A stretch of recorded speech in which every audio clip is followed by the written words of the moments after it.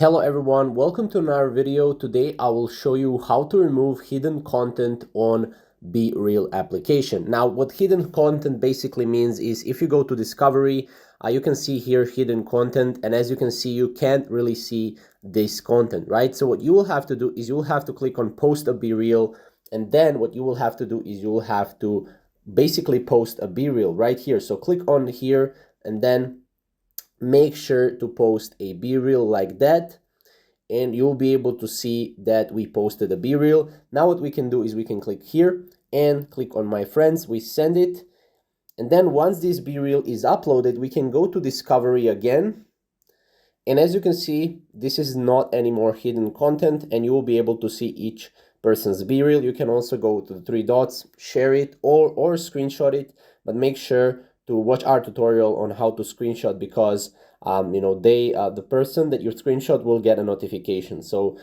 yeah, that's pretty much how to do it. Thank you guys for watching, and we'll see you in the next BeReal app video. Thank you guys for watching.